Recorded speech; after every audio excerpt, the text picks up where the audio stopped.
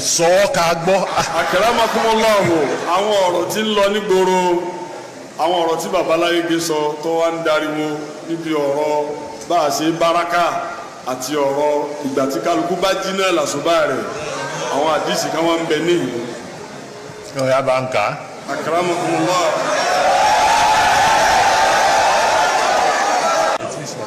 سرينا مع رسول الله صلى الله عليه وسلم ليلة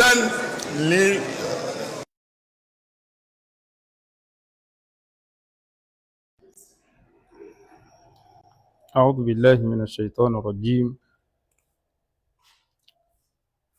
بسم الله الرحمن الرحيم. الحمد لله الذي هدانا لهذا وما كنا لنهتدي لولا أن هدانا الله. اللهم صل على محمد وعلى آله وصحبه وسلم. السلام عليكم ورحمة الله وبركاته. nífẹ̀ẹ́ gùn púpọ̀ àṣìwá láti wá tàbùkù ẹni kankan bí i ṣe pé láti pàkíyèsí àwátá jẹ́ ọmọ akẹ́kọ̀ọ́ mímọ̀ wípé ẹ dákun ẹ jẹ́ á máa ka tírà o, ká sì máa láníyàn tó dáa níbi gbogbo nǹkan tá a bá ń ṣe. èyí tó ṣokùnfà tó jẹ́ kí wọ́n sọ̀rọ̀ yìí kìí ṣègbà tí bàbá sọ̀rọ̀, wọ́n kú ti sọ̀rọ̀ ọ̀hún láti gbà táwẹ̀ ti bẹ̀rẹ̀. àmọ́ kéèyàn ó má lè ṣe àtirọ́fù lórí ṣàtọ̀hátì rẹ̀, a jẹ́ pé yẹn ń kílèmù pé kàmáàlù ń bẹ fóhun nìyẹn. wal kàmáàlù lillahi wahdahu subhanahu wa tasama. bá dẹ́dá nìkan ó ní pípé sì ń bẹ fún ọmọnìyàn lọ́mọnìyàn ó máa jẹ́. ọjọ́ tí mi kọ́kọ́ gbọ́rọ̀ yìí, ẹ̀dá gbogbo ẹni tó bá gbọ́rọ̀ mi, inú àwọn pages kọ̀ọ̀kan bẹ tí máa fẹ́ kẹ́ jẹ́ kí ọ̀rọ̀ náà wọlé síbẹ̀. inú rẹ̀ ní ọ̀dọ̀ àwọn Rahimiyya, inú rẹ̀ lọ́dọ̀ àwọn Sa'ada, irú ẹ̀ náà ní Markaz of Knowledge àti bẹ́ẹ̀ bẹ́ẹ̀ lọ.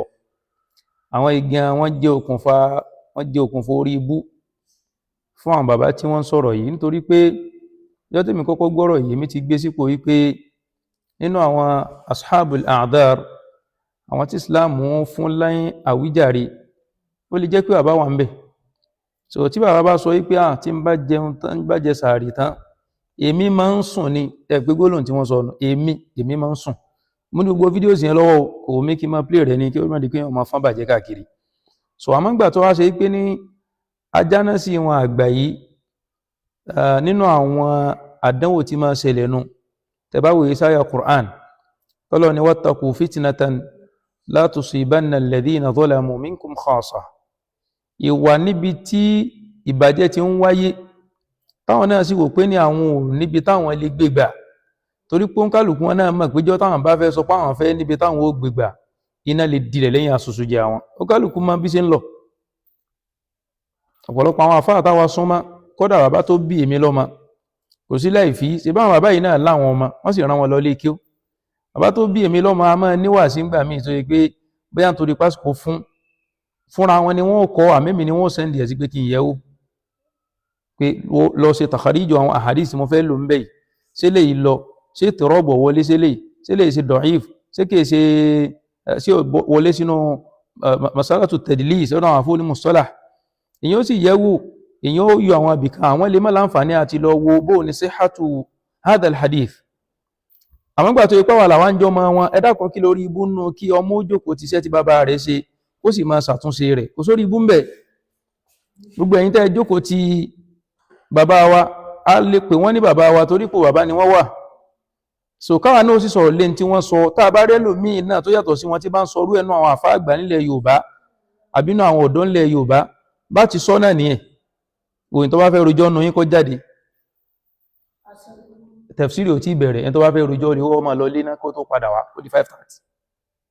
má sọ nǹkan kan, mo ń ṣe program lọ́wọ́ ni.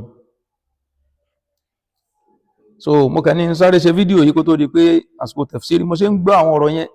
àtàwọn right up táwọn ọmọ kọ̀ọ̀kan kọ mú ni àwọn sọfáàtì tẹ́ ń paste sórí mídíà yìí gan náà ó gbé against yín. ẹ bẹ̀rù Ọlọ́run lára àwọn èèyàn.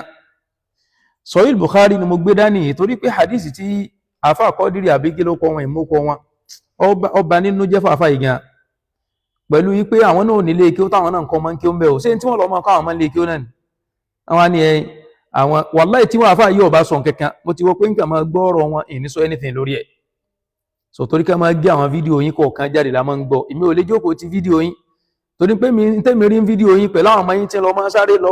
wọ́n lọ máa screenshot pé ẹwà dúró èrò tí ń wo dádì wa 1,300 láàrin kìíní kan ìgbà táwọn wà nílé ìwé a máa lọ sí sinimá lọ́jọ́ tí àwọn bàbá sùwé àbáwọn bàbá sàlábà fẹ́ wá sinimá yóò kún yàtọ̀ sójọ́ táwọn tó bá serious gan wá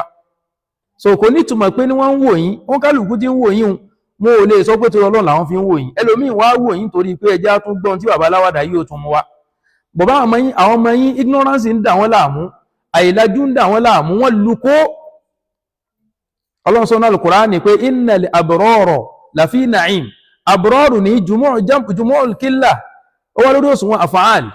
ó wá ní innal abrara lafi na'im dájú àwọn olóríire àwọn ẹni ire àwọn tí nǹkan kò ní máa tọ́ wọn jáde àforíire inú ìgbádùn làwọn òsìkí ni wọ́n wà ó wá ní wà innal fujjara wá lórí òṣùwọ̀n fu'al jumu'ul kathranu ẹ lè pọ̀ lóòótọ́ èrò lè pọ̀ tí ń wò yín tí ó gbẹ́ tí ń wò yín náà ní dunnú sí yín ni wọ́n ń wò yín láwò sunkún ẹ̀ ń wòra yín láwò rẹ́rìn ẹ̀yin ọmọ tẹ́ ń tẹ̀lé wọn ìnìkan lọ́ba nínú jẹ́ fún nítorí pé ń tó dájú jù náà ni pé àfikẹ́ ẹ máa bẹ lọ́hùn kí kòkó oúnjẹ yín ọmọ fọ̀ torí tó bá ilé fọ́ ẹfọ́ tẹ̀lé náà Sahih Bukhari mo gbé dání Sahih Bukhari mo láwọn fọ́tò kọ̀ọ̀kan bíi tí kan gbé jáde tó ní Sahih Bukhari ipe ni olórí àwọn sàlàfíyà wọn náà ni wọ́n tẹ̀lé àhàdísù tí bàbá yìí kó sínú tírà in làwọn àfáà jókòó lé lórí lágbàáyé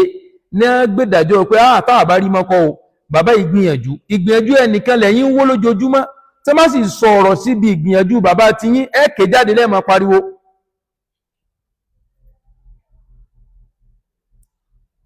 ẹ ti rí ní sí ẹnìkan kọ́ ní ìsìn pé èmi ń fún ẹgbẹ́ bàbá mi ní èsì ọ̀rọ̀ ṣé àwọn tó tó bí yàtọ̀ sáwọn tó tó bí ṣé Abu Hurairah wà nínú ẹgbẹ́ bàbá yín lẹ́kọ̀ọ́ táwọn fi ń sọ pé àwọn ń kó ọ̀rọ̀ sábú Hurairah lẹ́nu ta ni wọ́n ta ni dádì wọn gan tó nú àwọn sọ̀hábà táwọn fi lẹ́yẹ̀ láti ń fẹ́ nàbúkọ àwọn sọ̀hábà wọ́n fẹ́ dákọ̀ ìyàwó Aisha náà wọn ò lè fi ìyàwó Aisha kún ìyàwó Aisha wọ́n ní Aisha ìyàwó ànábì ṣe ti rí ẹrí pàgbà kò ní ògbóyín àwọn òfin ilé sí ọ̀rọ̀ à ń tẹ̀ láti pé mùsùlùmí padà kí mùsùlùmí ó tètè padà wá síbi tó jórí ire nítorí pé ń tọ́lọ̀ ẹjẹ́ sáré fún àfáà kan lé sí ọ̀rọ̀ láàrin àfáà kan bẹ bàdàn bí lóòótọ́ brọ́dà ni wọ́n jẹ́ sí mi níjọ́ tí wọ́n lọ fi rọ́bítọ̀ kan lọ́lẹ̀ ní ìlú Ìwó àfáà yẹn jáde lórí rédíò wọ́n ń sọ yí pé rọ́bítọ̀ tí wọ́n fi lọ́lẹ̀ àwọn ìntí ń ṣẹlẹ̀ lọ́wọ́lọ́wọ́ àwọn mọ̀ ń pa rẹ̀ kíní kankankan gbogbo tí lọ́bẹ̀ làwọn mọ̀ nínú àwọn tí wọ́n dẹ̀ nominate rọ́bítọ̀ títí àná yìí tá à ń sọ yìí bàbá tí ń sọ ìsọkúsọ yìí náà ni ó tí wọ́n máa fi rọ́bítọ̀ míì lọ́lẹ̀ wọn ò dẹ̀ láwọn fẹ́ fi tako rọ́bítọ̀ tàkọ́kọ́ irú àfáà táwọn ṣe ìdí àwò kó ní súnnà làwọn kò yẹ kírù wọn ò lè jáde kí wọ́n á máa sọ pé àwọn nullify rọ́bítọ̀ míì tán fẹ́ dálẹ̀ rọ́bítọ̀ tó wà nílẹ̀ tẹ́lẹ̀ ó ti orí ibú ni rọ́bítọ̀ tó wà nílẹ̀ tẹ́lẹ̀ rọ́bítọ̀ tó wà nílẹ̀ tẹ́lẹ̀ kò nítumọ̀ kẹ̀kẹ́ mọ́ tẹ́ẹ̀bà forí gbálẹ̀ tẹ́ẹ̀bà kú lẹ́kù rọ́bítọ̀ tó wà nílẹ̀ tẹ́lẹ̀ àníyàn tí wọ́n Sheikh Adam ní fíkra àwọn kan ni wọ́n dúró tì wọ́n àwọn kan ni wọ́n jọ ṣe ká sọ pé fíkra nìkan la fẹ́ lò táàbí sọ pé rọ́bítọ̀ tí wọ́n dálẹ̀ tẹ́lẹ̀ jẹ́ rọ́bítọ̀ tí wọ́n Ìlọrin lẹ́yìn wọ́n lọ dálẹ̀ sí wọ́n fi fíkra lẹ́ àwọn àgbàlagbà dúró tì wọ́n nílẹ̀ Yorùbá wọ́n lè jẹ́ àjọ gbé kínní lárugẹ nígbà tí wọ́n gbé nǹkan náà lárugẹ tán èyí tí wọ́n fi ṣe prógráàmù mufti tuntun tí wọ́n yàn lera wọn lórí wọn mo ní invitation rẹ̀ lọ́wọ́ gbogbo àwọn àgbààgbà tí wọ́n jọ jókòó ń jọ mítìnà àkọ́kọ́ lórí ọ̀rọ̀ rọ́bítà wọn ò kọ́kọ́ wọn bẹ̀ àfàwọn díẹ̀ kí ló fà á torí pé àfáà tí wọ́n ń bàdàn bíbí tí wọ́n jẹ́ àfáà súnà bàdàn bíbí àwọn jáde àwọn sọ wípé rábítà tí wọ́n ṣẹ̀ṣẹ̀ lọ fi lọ́lẹ̀ kò lè lẹ́yìn ire tá ń bá yín sọ nígbà àwọn ò ti pè yín sí àìpè yín sí ọ̀sọ́ pé kò ní lẹ́yìn ire àmọ́ ìráyè tí ní ká má sọ wípé àwọn súnà sí kíni wọ́n dojú kọra wọn ilójì nǹkan máa wò yín ràn àmọ́ tẹ́ ẹ sọ lórí ìgbà lẹ́yìn ìgbà tí wọ́n fi rábítà tuntun lélẹ̀ tẹ́ ẹ sọ lẹ́yìn ìgbà náà a kò sí yín lẹ́nu kò sí dín kankan kò ní ká má gbà yín lẹ́gbọ̀n kò ní ká má gbà yín láṣáájú afáwa ni Sahih Bukhari mo gbé dání mo kẹ̀yà lọ síbẹ̀ ni o àwọn Kọ́dírì tí wọ́n jẹ́ ajánásí bàbá àwọn ni mo kọ́ fẹ́ bá sọ̀rọ̀ níbi ọ̀rọ̀ tọ́rọ àwọn ni wọ́n ń kà á tẹ́bá lọ́wọ́ Sahih Bukhari ní hadith 595 ó náà ni hadith wọ́n kà wá Imam Muslim náà gbé jáde ní hadith 681 yàtọ̀ díẹ̀díẹ̀ ni wọ́n lọ́jọ́ wà ń bẹ̀ nígbà tó pé ọ̀tọ̀ọ̀tọ̀ níbi tí wọ́n ti lọ gbà babul adhan ó ní jẹ́mọ́ ò Sahih Bukhari ni ò kìí ṣe tí àwọn tíra kan bẹ kìí ṣe pé ẹsẹ̀ lọ́mọ wá pdf àbẹ́lọ́ máa wá lórí Google ẹ́dìdì ní lọ́ni táìpé lóòótọ́ lẹ́fẹ́ iṣẹ́ ké ó nìyí ẹ ti ríbi tí mo sákun babul adhani ba'da dhahabil waqt ẹ dákun ṣé péjì yẹn clear ọlọ́mọ ṣàánú wa ọlọ́mọ sí wá jẹ́jẹ́ o la nadri asharrun urida biman fil ardi am arada bihim rabbuna rashada aya Qur'ani ní pé am arada bihim rabbuhum rashada man tọ́lọ̀ ń fi yín ṣe fún aláwùjọ lẹ́nu àsìkò tá a wà yìí àbí ká máa pa àwọn èèyàn sákèèsí gbogbo tẹ́ ń sọ ẹgbẹ́ wọ̀rọ̀ tẹ́ ń sọ àwọn Saudi invite yín eléyìn ọ̀kà wa kò ní ṣe pẹ̀lú ọ̀rọ̀ ẹ̀sìn àmọ́ ní oṣù Ramadan shahrun mubarak tánàbí sọ yí pé ní wọ́n máa sọ yí pé ní ya bagi al-khair gbogbo ọtọ́ ọmọ dáadáa ṣe tó mórí rẹ̀ ṣe nínú oṣù yìí oṣù Ramadan tó dénú Ramadan yìí aqbil kó fún dáadáa gba dáadáa láàyè wa ya bagi ash-sharri gbogbo ọtọ́ yí pé ní aburú náà ló wulẹ̀ mọ́ ṣe láti ilẹ̀ orí rẹ̀ kẹ́kọ̀ọ́ tọwọ́ rẹ̀ jáde aqsir jáwọ́ ní oṣù yìí inú oṣù tí wọ́n ní a mọ́ sórí ibú ilẹ̀ yìí sọ fáwọn èèyàn pé tí wọ́n bá ọlọ́mọjọ́ ìfẹ́ sọ̀rọ̀ tí ó lè àwà nínú ìnímọ̀rọ̀ oníkọ́ sọ fàkól ìnímọ̀rọ̀ ọ̀nsọ́ ìm ìlójáma babul adhan in tí Imam Bukhari gbé wánú tíra wọn ní ojú pẹ́nà tàbí fi sọ̀rọ̀ ń pa ìpè ìrun ba'da dhahabil waqti lẹ́yìn gbà tásìkò òun ti lọ ẹ máa wo nǹkan mashru'iyyatul adhan nínú wa salatul jama'ati lil fa'ita ìrun tó bọ́ mọ́ wa lọ́wọ́ Islam faramọ́ ká pè ìrun ká tó kírun padà a sì lè kí ń jẹ́ mọ́ ìgbà tá bá ti kú haddathana hadith 595 ẹ̀dá kò torí tọ́lọ́n ẹjọ́ ẹ má ṣe pé fẹ́ ní ẹ̀kẹ́ sáfì gbogbo àwọn ilé àti mọ̀ àwọn ti pẹ́ àwọn ti máa bú wa ti pẹ́ kò ní túnmọ̀ kankan haddathana Imran ibn Maysarata qala haddathana Muhammad ibn Fudayl qala haddathana Husayn an Abdullah ibn Abi Qatada an abihi qala sirna ibi pé táwọn ti bẹ̀rẹ̀ ní sarayna riwaya mi gbé wá bẹ́ẹ̀ sirna ma'a an-nabiy sallallahu alayhi wa sallam laylatan sirna àrin pẹ̀lú annabi lóru ọjọ́ kan faqala ba'dul qawm àwọn ẹgbẹ́ àwọn apákata wájọ́ ń lọ tántẹ̀ lánàbí wọn wá ń sọ mọ́ mú mọ̀ràn wá pé wà annabi law arrasta bina ya rasulallah tó bá lè gbà wá láàyè ká ti ẹ̀sinmi díẹ̀ ká sọ̀kalẹ̀ ká sinmi annabi ń jẹ́ olóríire ọ̀gáre ọgbọ́rọ̀ sí àwọn ọmọ kí ó lẹ́nu pẹ̀lú pé akramakum lẹ́jà sinmi ẹ̀yin tẹ́ ń tẹ̀lé bàbá yìí nísìn èwo nù yín ló lè náwó pé kóhun fẹ́ sọ̀rọ̀ ẹ ti mọ̀ pé sórí ibú tẹ́ bá sọ̀rọ̀ ní ṣe bí náà làgbá kò fi ń kà yín káàkiri tẹ́ ẹ̀ bá sì padà bẹ́ẹ̀ sì máa ṣẹ̀sìn kí ayé náà nù. law arrasta bina ya Rasulullah qala anábì wá ń dáhùn lẹ́ẹ̀kan náà anábì ní akhafu an tanamu anis salah ọlọ́run mọ́mọ̀ jẹ́ ń tẹ̀lé lómi ìjà nábì lọ ẹ̀sì sórí ibú débi lẹ́bù ẹ̀sì ń takò ànábì wa Muhammad sallallahu alaihi wasallam ẹgbà fáwọn ìyàwó rẹ̀ ọlọ́run ní wa azwajuhu ummahatukum àwọn ìyàwó ànábì ya yín ni wọ́n ó ní ilá láti pé Aisha radiyallahu anha bintu Abi Bakri ní Siddiqa radiyallahu anha ó sì ní ilá láti pé níyàwó ẹ̀takò al-Qur'an ẹ̀dá pé bọ́lá wọ́n fẹ́ sọ ẹrùkà àtúnbọ̀tán náà kọ́ ló ti dé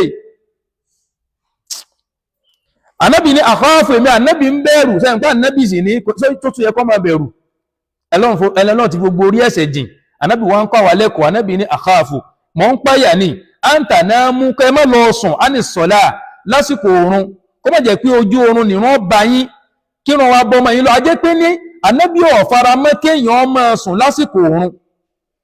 ẹnìkan ní kí láǹfààní bàbá rẹ̀ nínú ẹ̀sìn nínú àǹfààní bàbá mi nínú ẹ̀sìn òun lèmi gẹ́gẹ́ tí mò ń sọ̀rọ̀ yìí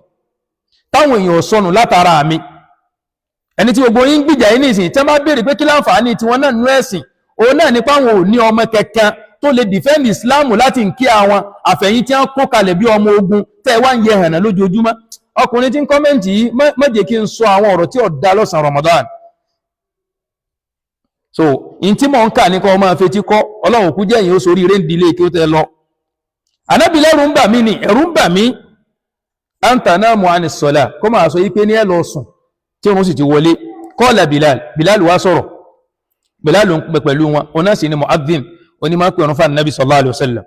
ó ní ana ukidhukum ó ní wà Nabi ó lè mi ó jiyìn nínú riwaya hadithi yìí kò sọ yí pé ní ana udhikumu uqidukum bi idhnillah àbí insha Allah inú àwọn ẹ̀kọ́ tó yẹ káfà yọ ń bẹ́nu lẹ́fi gbọ́dọ̀ ló Ramadan lórí ire fáwọn èèyàn tí ń bẹ̀lẹ́gbẹ̀ẹ́ yín kìí ṣe pé kọ́ wá lọ jẹ́ ìṣílẹ̀kùn orí ibú fáwọn èèyàn bóhùn yẹn gbọ́ bóhùn yẹn mọ́ gbọ́ àmọ́ àwọn tí ń jókòó ń tafsiri yín náà mọ̀ ìpé ní ìranù lẹ́ńṣe ẹwọ̀ báwọn náà ṣe ń hó àwọn gẹ́wọ́ pé kódà ìkan ní tuntun dé owó tún lélẹ́yìí ẹwà sọ̀rọ̀ yín di portable kalẹ̀ gbogbo ẹyọ kata ẹ lè ṣe mọ́ ń bọ̀ wá bí tí ń bá parí ọ̀rọ̀ mi ana ukidhukum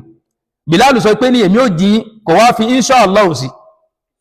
Allahu akbar ẹwọ Ọlọ́run sí ni wala taqulanna li shay'in inni fa'ilun dhalika ghadan illa an yasha Allah Suratul Kahf ẹ má sọ pé ẹ bẹ́ẹ̀ ṣe nǹkan kan àfi kẹ́ ẹ sọ pé k'Ọlọ́run kún yín lọ́wọ́ o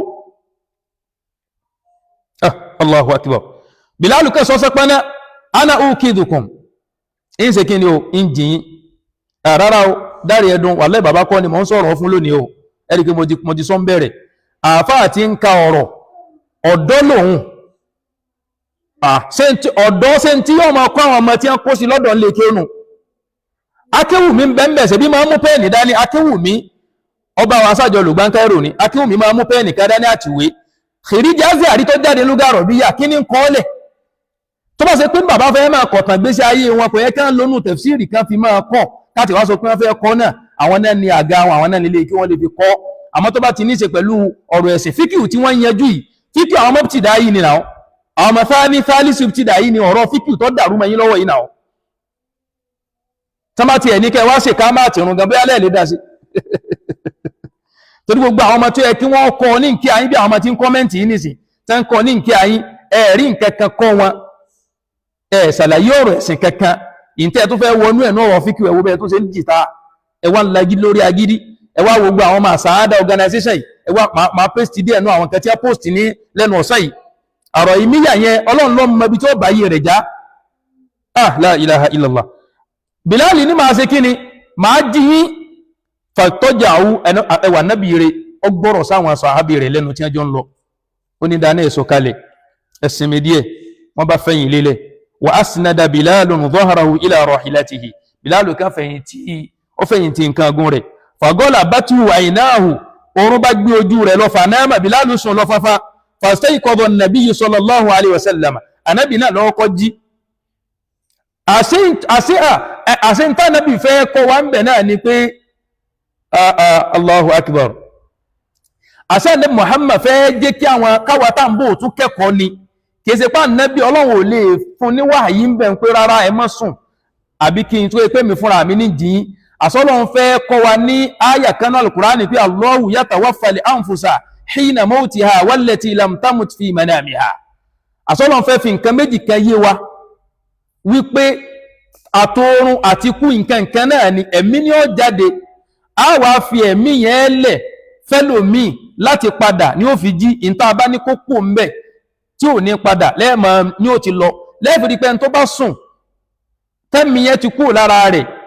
ẹ̀mọ̀ jí ẹlòmí kò ní jí ẹgbàpá rẹ̀ kò ní gbé dígbà pé èèyàn kú náà ni ọba adẹ́dà wá fẹ́ jẹ́ àmọ̀ níbi hadithi yìí wọ́n ni wàkọ̀dì tọ́lá àhádìbù shamsi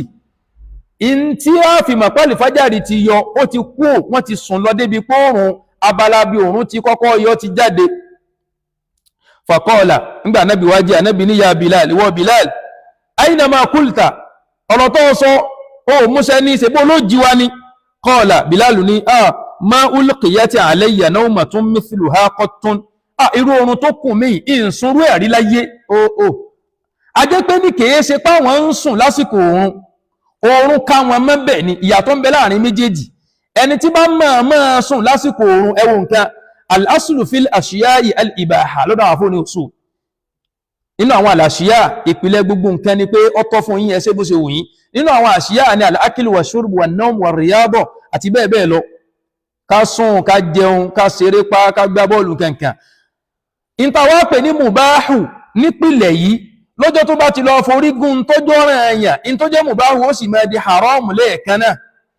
ẹni tí ń gbá bọ́ọ̀lù lọ tásìkò òun fi tó yọ́ pa bọ́ọ̀lù ti lọ kírun tí ó bá pa bọ́ọ̀lù yẹn tí bọ́ọ̀lù tó ṣe pín ní asúlù rẹ̀ tí tí ń gbà yẹn jẹ́ ìbáhí tó jẹ́ ń tá a fẹ́ nígbà tí àsìkò òrùn ti wọlé tí ọ̀pá tí òun in tó jẹ́ tọ́ fún ti dè wọlé ẹ̀kan náà bàbá àwọn èèyàn gbọ́ Yorùbá iye Bìláàlù torí àsìkò wa Bìláàlù ní irú oorun yìí òun ò sunrú ẹ̀rí ìtumọ̀ ní pé àwẹ̀ èésùn láàsùn lásìkò òrùn rí láyé kọ́ọ̀lá Ànábì wa ní inna Allaha dájúdájú Ọlọ́run qabada arwahakum hina sha'a ìgbà tó bá wọ Ọlọ́run ní máa gbẹ̀mí ẹ̀dá wa raddaha alaykum hina sha'a a sì dá adẹ́mi padà sọ́dọ̀ ẹlòmí ìgbà tó bá wù náà ni ya Bilal ìwọ Bilal ẹ máa wo nǹkan qum dìde ńlẹ̀ fa adhin bin nas pèrún fáwọn àtàjọ sùn yìí pèrún fáwọn èèyàn bisọ́lá pèrún ká lè ṣe kíni ká lè kírun fatawaddu'a Bilal sí sàlùwàlá falamma irtafa'ati shams wa biyadat qama fasalla kódà riwaya hadithi yìí ń sọ fún ayé pé níbi tí wọ́n ti sùn tí wọ́n jí sí nǹkan kan wọ́n tún ti kírun yẹn wọ́n tún rìn síwájú díẹ̀ nítorí pé àwọn àsìkò kan ń bẹ tó ṣe pé ní al-manhiyyu anhu as-salah tá a gbọ́dọ̀ kírun ń bẹ Ànábì ó tún júwe ilé nfa náà fi sọ pé falamma irtafa'ati shams nígbà tó di pé òòrùn wá ga sókè tán yányá wa biyadat tó ti di pé lẹ̀ ti ń mọ́ dáadáa tóòrùn ti ń múra àti kápò ńlẹ̀ fa qama fasalla wọ́n bá dìde wọ́n ṣe kíni o Ànábì bá kírun so Sahih Bukhari nù ọlọ́njọ́ mọ́jà wà náà lérí ibú ẹwájẹ́ ń fi àwọn kẹ́kẹ́ hàn yín nítorí àsìkò yìí ìfẹ́ kó gùn kẹ́kẹ́ rárá ìfẹ́ kó gùn ẹ wò àkọ́kọ́ nú àwọn tí máa fi hàn yín nínú àwọn péjì tí mo ti bá ọ̀rọ̀ yìí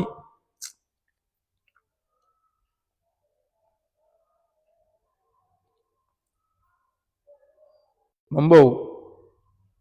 nínú àwọn péjì tí mo ti bá ọ̀rọ̀ yìí tó fi wù mí sọ gangan ó nìyí òtítọ́ korò mo bá ń bẹ̀ nínú àwọn péjì tí mo fi tó ti wù mí sọ nínú inú àwọn péjì tí mo tún ti bá tí mo fi wò pé irú kí leléyìí ìkan tún rè jàmá ẹ̀rẹ́ lè Al-Egbawi Digital TV ó ní those salafus doesn't read tírà they are just after Saudi money and what they are ignorant him or tell them kìíní kan sá kọ balabala nínú tó wá kọ yìí hadith kan bẹ́ẹ̀ tó kọ hadith òní fi parí ọ̀rọ̀ mi olóhun lọ pèsè jáde inú fíkù súnnà wallahi lazim ọ̀tọ̀ ní títírà kọ ọ̀tọ̀ ní tàgbọ̀yá wallahi ayé yìí wọ́n ti rún ayé yìí o wallahi wọ́n ti rún ayé yìí ọlọ́run jẹ́ ayé yìí ó lójútù mẹ́ni wallahi ẹwà já wo tíra hùn ẹ̀dá kò só clear jama ẹjá wo tíra ń bá hùn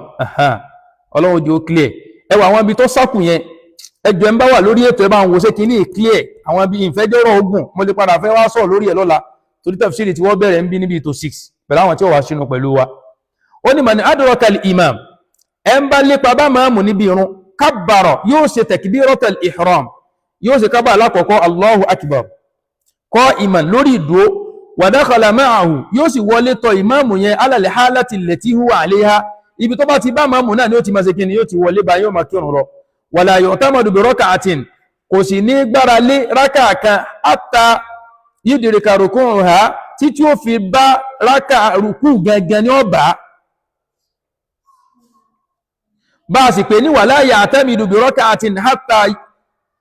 hatta yudrika ruku'aha sawa'un adraka ruku' bi tamamihi yálà ọba rùkú yẹn tán yányán ni o yálà ọba rùkú yẹn tán yányán máa lè máa mi ni o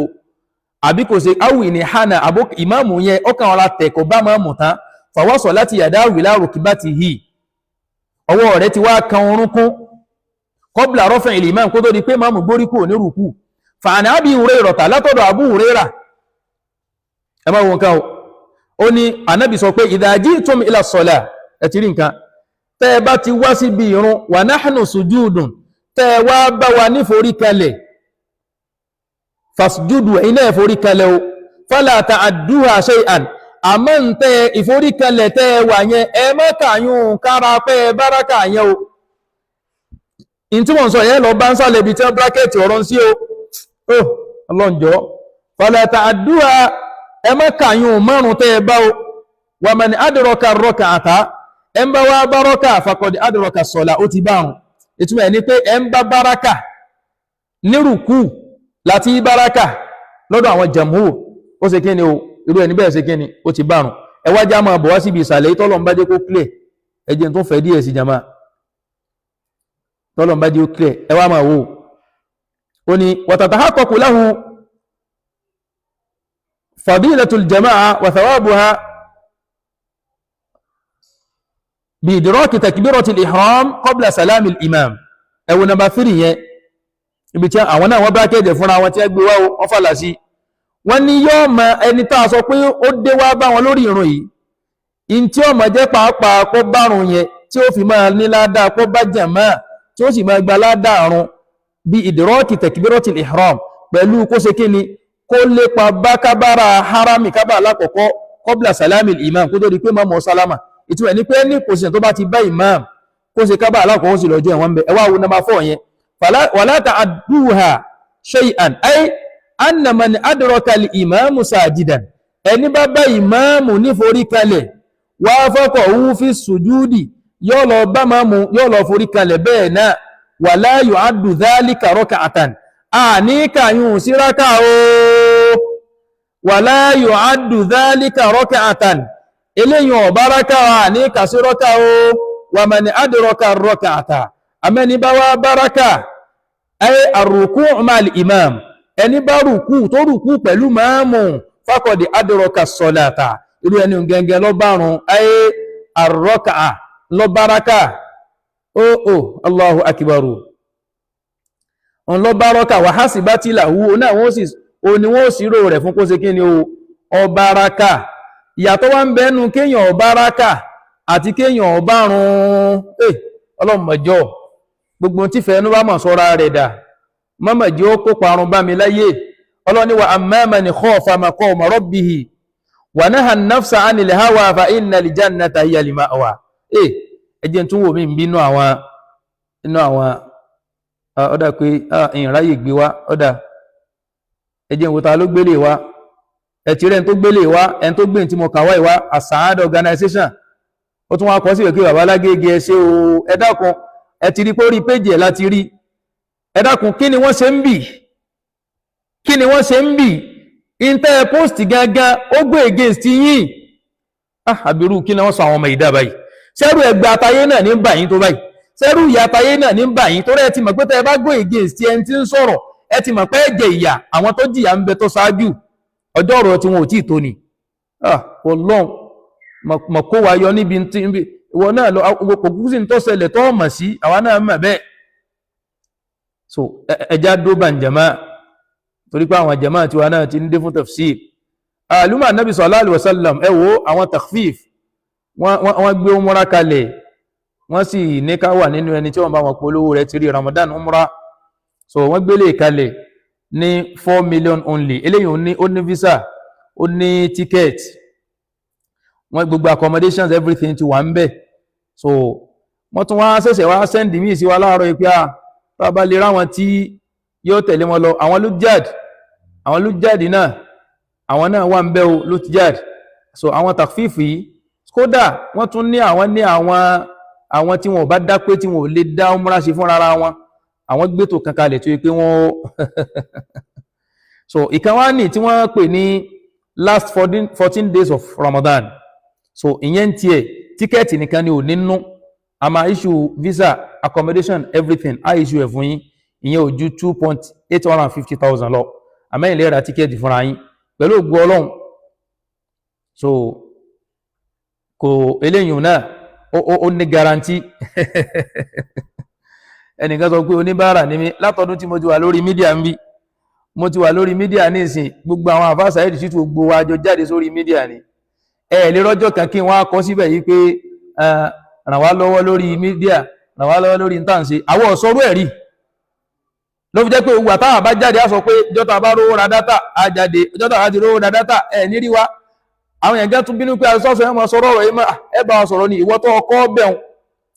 ọkọ́ bẹ̀un tó ọparọ́ tí mi ò ṣe mọ́ mi mo tún sọ fún ọ wípé ní inni sa'im torí pé tí n bá sọ tí ò dá ó lè sẹ́nu gbèsè ayé rẹ̀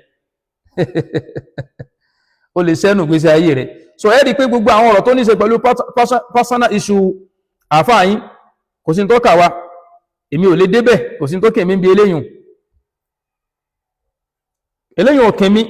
wọ́n invite àwọn ní Saudi wọ́n tún dìfẹ́mù Saudi pé Saudi fẹ́ invite àwọn wá pa tí Saudi bá gbé tó kalẹ̀ ní ìsìn tó wọ́ yín túrú gbogbo ẹ̀yin tẹ́ ń kọ́mẹ́ǹtì ẹ̀ ní 1 naira tẹ́lẹ̀ fi dá sí o àfikẹ́ kan máa ó lágége gbáyé bàbá ń bàbá jẹ́ bàbá tó yẹ kó máa rẹ́sì níparí ọ̀rọ̀ mi ìṣẹ́jú kan tó kù mo nínú àwọn ìdí tẹ́mi fi sọ fún ẹ pé wọ́n wà nínú àwọn ashabil azari táwọn bá jẹ sàárì tán tí wọ́n bá ti ẹ̀sùn kò sí pọ́blẹ́mù kẹ̀kẹ́ lọ́dọ̀ tèmi lọ́dọ̀ tèmi mọ́ sọ tí wọ́n bá jẹ sàárì tán tí wọ́n bá sùn tí wọ́n dìsáàfù kí wọ́n jẹ sàárì tán kí wọ́n fẹ́ rẹ́sì díẹ̀ tí wọ́n bá wá rẹ́sì náà kì í ṣe pé wọ́n lánìyàn pa àwọn fẹ́ sùn oorun lè kùn wọ́n lọ bóyá nítorí pé wọ́n jẹun sàárì tán wọ́n lóògùn àwọn ògùn tí wọ́n ní ká máa lò nítorí tí wọ́n so abẹ́lọ́n kó sì bá ní sàlékún àláfíà fún wa wallahi razim wọn ò ní pọ́blẹ́mù kankan lọ́dọ̀ èmi àtàwọn ọmọ wọn jọ ṣe àjọ lògbà àjọ nífẹ̀ẹ́ ara wa ìgbà tọ́rọ̀ di pé wọ́n ń dẹ̀sìn irú táǹkan ń sọ fún àwọn kọ̀ọ̀kan náà àwọn alásùnmọ́ pé ẹ̀pẹ́ àbá ìsákè kódà tí àwọn fámílì bàbá wa Sheikh Adam tí wọ́n bá sì ń function dì sí ni ó yẹ kí wọ́n lè pe family meeting lórí ọ̀rọ̀ bàbá yìí mo wà lọ́dọ̀ kan náà àwọn àgbàfà nílẹ̀ Ìbàdàn lólódó ní àná ìní dákọ̀ wọn kẹ́ mọ́ lọ mọ́ dráàgì ẹni ẹlẹ́ni torí pé náà àwọn tó yẹ pé wọ́n lè fẹ́ wà nínú àwọn ọmọ kí ó ní wọn wọ́n wà pẹ̀lú wọn àwọn kọ̀ọ̀kan wọn wọlé ìbéèrè náà làwọn èèyàn ń bi wọn láfi mọ̀ yí pé ní ẹ ń bà nǹkan jẹ́ ní ẹ̀tún nǹkan ṣe àwọn èèyàn wọn bi wọn pé sàwọn àlékún ẹ dákun ṣé tẹ́yìn bá jẹ sàárì tán kó sùn sí òsílẹ̀ ìfín bẹ́ ẹni wọ́n dáhùn pé ẹ mọ́mọ́ tẹ̀lé ogun eléyìí ìlànà bí n sọ yí pé ní àkáàfù èmi ànábì ń bẹ̀rù kí irun mọ́ bọ̀ mọ́ yín lọ́wọ́ bàbá náà sọ ńgbà tí wọ́n ń sọ̀túnmọ̀ ọ̀rọ̀ ìfẹ́ pílẹ̀ ọ̀rọ̀ wọn rárá lórí ìfẹ́ kẹ́nìyàn kan ọmọ dráàgì mi ìfẹ́ pílẹ̀ ọ̀rọ̀ wọn wọ́n sọ ń bẹ̀ wípé wọ́n ń bọ̀ látojú ogun àwọn náà sọ jáde náà pé wọ́n ń bọ̀ látojú ogun ni àwọn tí ń bọ̀ látojú ogun tó ti rẹ̀ wọ́n tẹ́ ní káwọn ó sinmi ànábì tí wọ́n sọ fún ẹ pé ẹ má torí ibọ́ rẹ̀ yín o àsùnbà ìmọ̀ ìfẹ́ láìláì ẹ̀rù ń bà mí kásìkò mọ̀ sí kíni kọ́ ń bà máa lọ́wọ́ níparí ọ̀rọ̀ mi tí bàbá bá sọ fúnra wọn pé èmi máa ń sùn tí wọ́n bá sọ lọ́dọ̀ wọn tí wọ́n sọ yí pé àsùnbẹ̀yẹ ṣe dandan tí wọ́n fi yún okun wọ́n tún wá sọ Yorùbá kan náà ọ̀rọ̀ yẹn tó bà mí lẹ́rù wọ́n ní ìwọ tó bá fẹ́ kẹ́kọ̀ọ́ láwà tó wá sọ fún ọ ọ̀rọ̀ tẹ́ ẹ bá ti lé kalẹ̀ àfi kẹ́ ẹ sọ alẹ́ ní yóò pẹ́kọ́ yà àròkú sí yín lóòótọ́ àmọ́ kò sẹ́ni tí ó sọ pé ní tóun dálẹ̀ wọ́n parí ẹ̀ tẹ́ bá wá lé ọ̀rọ̀ lẹ̀ báwọn tẹ́tí kan gbọ́ àlọ́ àwọn etí kan ní ẹ ti gbọ́ àlọ́ táwọn blọ́gà kódà mo rí inú àwọn onífá tí wọ́n kí lórí ọ̀rọ̀ tẹ́ sọ yìí ẹ̀sẹ̀ ń pé olórí ibú náà in tó wọ́n wulẹ̀ máa ṣe náà ní kọ́ máa kí olórí ibú olóríire náà sì kí olóríire fariqun fil jannati wa fariqun fis sa'ir ifá ṣe gíní kan ó ní tó ń fi láìkí ẹbá ti lọ fi ilé yìí so tẹ́ ẹ bá torí pé náà àwọn tẹ́ wọ́n sọ àwọn ọ̀rọ̀ kan wọ́n ní kìní kan rufi al-qalamu an thalathin ani naimi hatta yastayqidu àwọn àdíṣ tó ipá àwọn wẹ́btìdà yìí ní ọmọ ẹ̀ka lọ́wọ́ àjọ yìí lójú sẹ́yìn tí Fadilatu Sheikh ti ẹ̀jọ́ lójú lórí ọ̀zí ìwází àrí sẹ́yìn gbogbo nǹkan ò ní jọ lójú ọlọ́run sí àwọn afáàzí àrí ń bẹ lórí ètò pẹ̀lú wa ara ọmọ kẹrò tí ń tata lásán bó bá pàdé Fadilatu Sheikh wallahi mo fọlọ́n búra azí àrí ò lè pèèyàn ní Fadilatu Sheikh azí àrí tí wọ́n bá pèèyàn ní Fadilatu Sheikh àbí wọ́n sọ pé as-Sayyid kò sẹ́ni tí wọn ò lè pè bẹ́ẹ̀ níwọ̀n gbà tí wọ́n bá ti rí pé ó múra bí onímímọ̀ Fadilatu Sheikh náà tó ráwọn eré yàn fín àmọ́ wọn ò lè rírù nǹkan tí ń bẹ lára yín yìí kán pè yín ní Fadilatu Sheikh wallahi wọn ò lè rí kódà tí wọ́n bá translate irú ọ̀rọ̀ tẹ́ ẹ sọ̀sẹ̀ sọ́tà yìí tí wọ́n kọ́ sí ìwé tí wọ́n gbé lọ sáàzì àrí wọ́n gbọ́dọ̀ kọ́ ọbẹ̀ yìí pé eléyìí wulẹ̀ kẹ́kọ̀ọ́ ń bẹ̀ náà àtúbá sùọ̀ fún yín náà yẹ kẹ́kọ̀ọ́ ń bẹ̀ gbogbo àwọn ọmọ tí wọ́n lọ kẹ́kọ̀ọ́ ń bẹ̀ náà wọ́n jókòó tì yìí ìfẹ́ máa dá ọkọ̀ lẹ́yọkọ̀ kan ni ṣé n tí wọ́n sọ yìí náà sì tún rẹ́rìn ń bẹ̀ akéwùmí kí ni wọ́n ń kọ gẹ́ ìtọ́jú gbọ́dọ̀ mọ́ dákọ̀ tiẹ̀ tẹ́ máa ń sọ nú àwọn tó bà nǹkan jẹ́ dé level tó bàjẹ́ dé yìí wọ́n mú akéwùmí number 1 kìí sọ ọmọ Ìlọrin o kìí sọ ọmọ Èkó ó sì fi ogbó ilé tí wọ́n lẹ̀ ó sì wá balẹ̀ jẹ́ ẹ̀sìn wòran gbogbo àwọn àgbààgbà tí ẹ lè máa pè yín sákìyèsí ẹgbẹ́ ogun wọn ti sẹ́gbẹ̀ẹ́ kan ẹwà gbogbo àwọn ọmọ kéékèèké tẹ́ mọ̀ wípé ní ẹlẹ́ra wọn ń kó lójijì ẹlẹ́lẹ̀ wọn lọ́rẹ́ lójijì ẹlẹ́lẹ̀ wọn fọnu wọn lè jẹ mọ́rọ̀ lójijì àwọn èèyàn lẹ́wà kó rọra la ilaha illallah ọlọ́mọ kú sùúrù an-naimu hatta yastayqidu kìí ṣe ẹni tó mọ̀ọ́mọ̀ sùn ni wọ́n ń sọ kìí ṣe ẹni tó mọ̀ọ́mọ̀ sùn ni wọ́n ń sọ ẹni tó gbàgbé sùn lọ tí ó fi jí wọn ò ní pẹ̀sẹ̀ kankan lẹ̀ fún lẹ́fẹ̀ẹ́ rí pé níparí hadisi tẹ́ ẹ mẹ́nu lé gan lókè ẹ̀ẹ̀ká délẹ̀ ni in tó parí hadisi ẹ máa wo nǹkan in tó parí ẹ̀ lọ́dọ̀ Imam Muslim táwọn fi kún ni pé wa man nasiya salatan ẹni bá wá gbàgbé àti kírun kan falyusalliha idha dhakaraha kẹ́ni náà bá ti jí padà àbó ti rántí padà kó dárun náà padà ó ẹni tó gbàgbé abẹ́ni tóorun gbé lọ an-naimu hatta yastayqir kìíṣẹ́ tó mọ̀ sùn ni wọ́n ń sọ bàbá tẹ́yìn ẹ̀rí pé mò ń kílẹ̀ ọ̀rọ̀ mi tí bàbá bá jẹun tán tí wọ́n lóògùn táwọn bá sùn àwọn ò ní ìṣù kankan o so wọ́n lè wà nínú tí àwọn bá kó sí ó lè wà nínú àwọn al-ma'fu anhu so tọrọ bá dẹ́dà mọ́ hálù tí wọn kò sí láì fi ń bẹ̀ àmọ́ ẹ wo thousands èèyàn tí ó sọnù níbi tẹ́ ẹ sọ yìí àwọn èèyàn là ń bẹ̀ yín fún pípẹ́ dákun tafsiru Ramadan la'allakum tattaquna lọ parí àyà rẹ̀ ẹ dákun ìpayọ̀ Ọlọ́run tí ṣẹ̀ṣẹ̀ ń wọlé sọ́kàn àwọn èèyàn tí wọn ò fi fẹ́ pàrún jẹ mọ́ ìrun àsùnbà lápé ìrun àsùnbà tánàbí ròyìn Raka àtẹ́yìlì fájírì tó lóore jọ ayé àti tí ń bẹ ń bẹ lọ Raka méjì téèyàn kọ̀kọ́ yẹn gan kó tó kásùnbà ìjẹ́ ìfẹ́lẹ́ ìparí ẹ̀ fún yín ẹ wò lójú ayé Ànábì sallallahu alaihi wasallam ń bẹ náà àwọn sàhábà tó yí pé wọ́n wá sọ̀rọ̀ rẹ̀ fún Ànábì pé máa ṣe náfìlà lóru ìran wà àsùnbọ̀ wà bọ́mọ lọ Ànábì sọ fún pé ọmọ dàrú ẹ̀wò mà ká fi gbogbo òru sùn ká wá bá dé ìran àsùnbà kákíraka méjì ká tó kírun àsùnbà ó lóore fún ajú ká fi gbogbo òru ṣe kìyàmù léèlì lọ kìyàmù léèlì sí lọ́lá pọ̀ lọ́dọ̀ Ọlọ́run wa mina al-layli fatahajjad bihi nafilatan lak ẹ̀rí wá fún àmọ́ torí pé as-salawatul mafruḍah ó jẹ́ rukunun min arkanil Islam ó dá orígun ẹlẹ́ẹ̀kejì ló wà ba'da shahadatayn buniya al-islamu ala khamsin shahadati an la ilaha illallah wa anna muhammadan rasulullah wa iqamis salah tẹbájì padà sínú al-Qur'an wa'mur ahlaka bis-salati wastabir 'alayha hafidhu 'ala as-salawati was-salati al-wusta wa qumu lillahi qanitin inna as-salata kanat 'ala al-mu'minina kitaban mawquta ẹ̀dàkùn ibi oríire tí wọ́n wà ní waju'ilati al-ardu kulluha tahuran ibẹ̀ ńkọ́ waju'ilati qurratu 'aynin li fi as-salah ju'ilati qurratu 'ayni fi as-salah nínú àwọn tí ó jẹ́ mọ̀lẹ́ ò fi bẹ́ẹ̀ sí lójú gbogbo yín mọ́ náà nù àwọn ọ̀dọ́ òwúlẹ̀ kírun mọ́ tẹ́lẹ̀ ẹ̀tún wá ràn wọ́n lọ lórí ẹ̀ kírun mọ́ ẹ̀rí pé rabbana atihim di'fayni minal adhabi wal'anhum la'nan kabira ìní ọmọ wáyé lálẹ́ kìámà pé inna ata'na sadatana wa kubara'ana fa adalluna sabila ọ̀dà ẹjá máa fi lè ṣe ìdágbére torí pé ọ̀rọ̀ pọ̀ ńlẹ̀ tí la ilaha illallah abẹ́lọ́ nínú àrùn gbogbo ẹntàrà àwọn ọ̀yá ọlọ́mbani fún alálàáfíà àwọn náà ọlọ́ndàkùn òjò kọjọ́ kọ́ mọ́ fi nǹkan kan sàláfíà wa so ọ̀tá ò máa gbé ogun torí bá ti ń sọ̀rọ̀ ní ìṣẹ́ oúnkálùkọ́ máa múra kẹ́kẹ́kẹ́ ẹnìkan ti ń kọ́ bẹ̀ pé òun tiẹ̀ òun ò ní sí tòsí mọ́ ẹnìkan kọ́ bẹ̀ bá ń tọ́ ọfẹ́ lọ sọ́hun inú Ramadan láwà ń tọ́ ọfẹ́ náà lọ sọ́hun àmẹ́mì bẹ́ẹ̀ lọ́hun kọ́ máa jẹ́ orírú ẹ̀ sọ̀kọ́lọ́hun lélẹ́yìn náà kó fi yáfẹ́ ẹnìkọ̀ọ̀kan wa wa hadha وصل اللهم وسلم على عبدك ورسولك محمد بن عبد الله وعلى آله وصحبه وسلم. السلام عليكم ورحمة الله وبركاته.